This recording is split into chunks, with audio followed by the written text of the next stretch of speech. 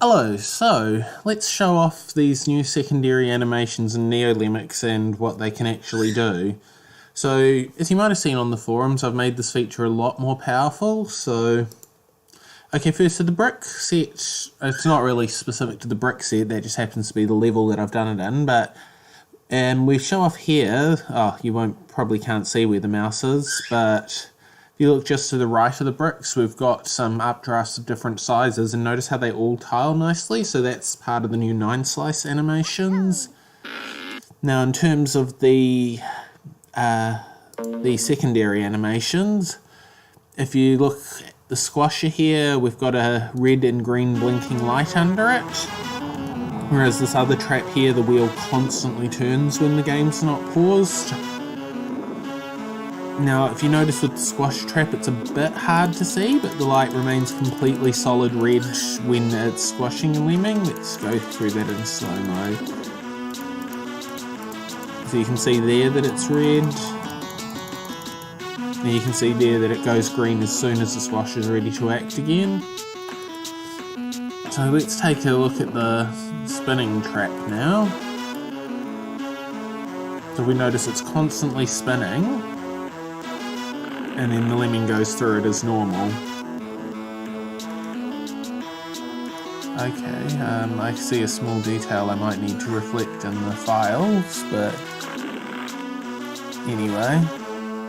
Yeah, I think like in the middle there under the red bit, that's supposed to animate as well to like kind of show the spinning. I mean, I guess it works either way, I just need to be consistent between all files. Anyway, so that's about it for the brick set. Okay, bubbles, so this doesn't have anything too interesting. Oh, we've got a locked exit.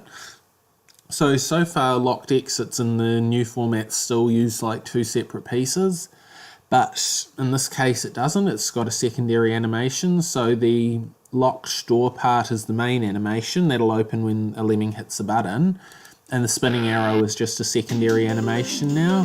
Now if we look at the sucker trap, we can see that we've got these bits of debris sucking up into it, and you can see that that's not affected by it sucking up a lemming. But if we disarm it, that stops, and you'll notice when it gets disarmed, oh, that's not really suitable timing to show this off. Let's try a different one. Okay, so you can see there's some in progress at the moment, and when it gets disarmed, those bits still finish, but then no more do. Yep, locked exit you can see there, nothing really special there. Now with the zap trap, hopefully it'll zap a lemming. No, it gets disarmed. Okay, we don't want that. Let's go back to before we had a disarmer. Just 1, 2, 3, that works. So you notice when it zaps, nothing changes with the secondary animation. But when we disarm it, the secondary animation stops. And it will always stop in that middle state, not when it's kind of in the mid-animation. Now crystal set up next, so we've got, this one's got the blinking red light, so that's same as always. These ones have sparks on the electric balls that send 3 lemmings through. So you can't really see it, but this one's got the same light stays red when it's in use. So this one, the balls flash, the animation when it's killing is the same as always, but you'll notice that the flashes don't stop while it's killing. And then this one's got these little green sparks, which again do not stop when it's killing. Disarmed, that stops, and the sparks stop. And of course, locked exit, same as always. Now dirt, this was one I've already shown off, so the one thing that has changed since earlier previews is that the bottom thing on this will stay wherever it is when it gets disarmed instead of jumping straight back to the top. Let's see if I can set something up to illustrate that. It does need to be pretty precise. No, that missed it, but if I use a different lemming.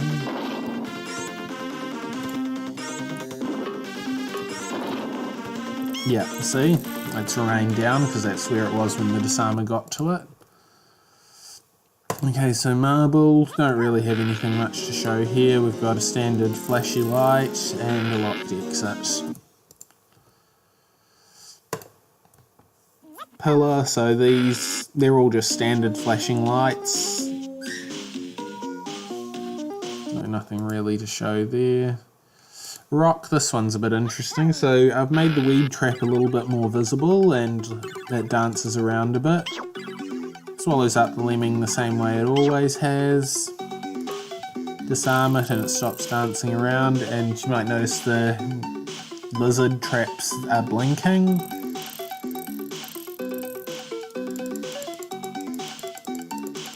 And when they eat a lemming, they're not blinking while they do that. That wouldn't be possible to set up because the eye moves during that animation.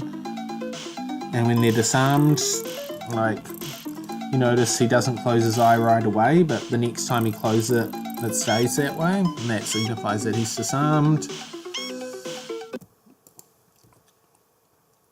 Okay, it appears I need to fix the Sega traps. Give me a sec. Okay, there we go. Sega objects are fixed. The exit was actually broken as well.